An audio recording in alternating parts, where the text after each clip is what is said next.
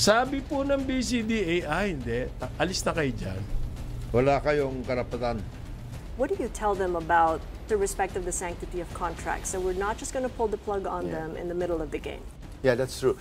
Because that has been, and for us, we would be fulfilling all this arrangement if they were signed by BCDA. So BCDA cannot allege na hindi nila alam na may mga bahay dyan. They cannot allege na merong mga third party dyan kasi kasama sila sa pagbenta niyan, kasama sila sa pag-entice for these people to invest in BCDA in Camp John Hay. So alam nila yan, no? So all of this within their consent, knowledge, etc.